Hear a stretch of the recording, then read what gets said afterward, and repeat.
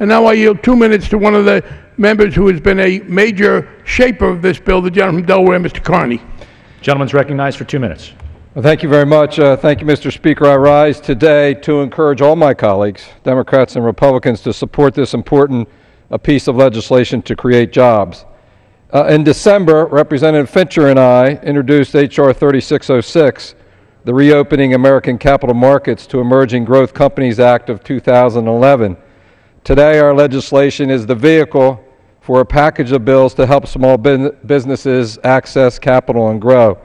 I'd also like to recognize Mr. Fincher and his staff, Jim Hall and Aaron Bays, for their bipartisan work on this bill. I would also like to thank Ranking Member Frank and Representative Waters for their assistance and leadership throughout this process. The original Bill 3606, which is contained in the bill today before us, will create jobs in part by making it easier for emerging growth companies to undertake IPOs and go public.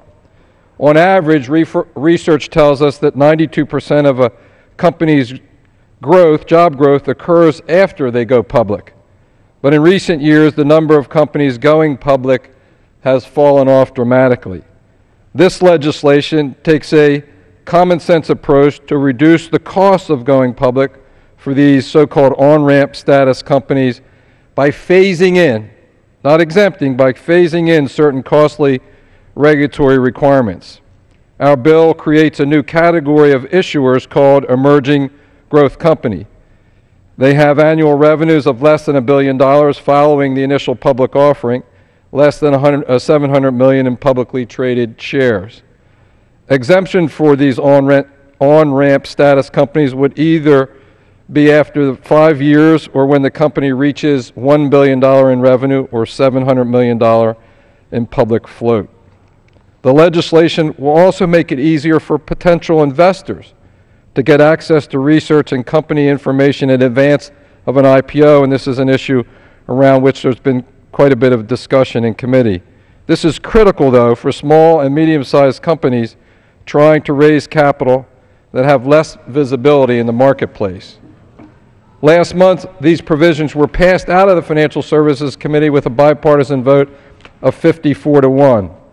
We've worked hard to craft this legislation that could garner support from Democrats and Republicans and that can pass both the House and the Senate.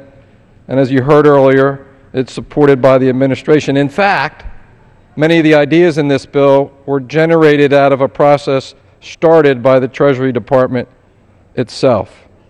Making it easier for small, medium-sized companies to grow is an effective way to create jobs and improve the economy. We all know how important that is for the constituents that we serve. This legislation will encourage more entrepreneurs to start businesses and allow more startups to become public companies and grow and create jobs. Please join me in supporting H.R. 3606. Thank you, Mr. Speaker. I yield back.